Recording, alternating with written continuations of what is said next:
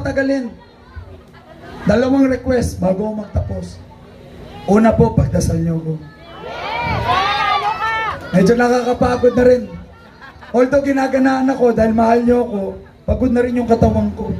Pero mananalo tayo na yan. Tulungan niyo ako pagdasal. At pangalawa, tulungan niyo kong ikalat itong magagandang balita ng pagbabago. Tama!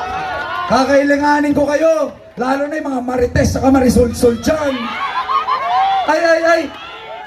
May naalala ako, mga 3 nanay nasa live video. Panoorin niyo yung video ko. Ang dami na niyang inaaway ng mga kapitbahay para lang daw sa akin. Ipagtanggol mo ako, Nay! Ikaw rin ba yun? Ikaw rin! Ang dami. Ipaglalaban ko rin kayo. Sabi niya, may kanina paglalaban daw ng patayan. Wag naman. Basta Nay, Tay, isa lang pakiusap ko. Tulungan niyo ko ikalat to. Marami pa rin kasi hindi nanonood ng TV. Hindi nagpe-Facebook. Yung iba hindi umaten. Tulungan niyo ko. Ang panalo ko, panalo nating lahat. May nanalo na!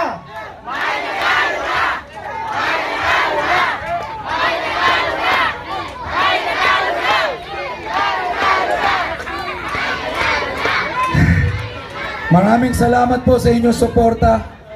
Sabi ko nga kanina, may lagnat ako ngayon. Nawala dahil sa inyo. Nag-init ako eh. Dahil sa pagmamahal nyo. Dahil sa init ng pagtanggap. Rinig na ho sa buong Maynila.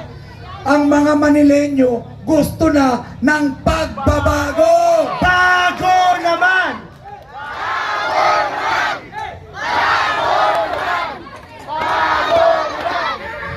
Kaya muli po, mga kababayan ko, gusto ko kayong pasalamatan.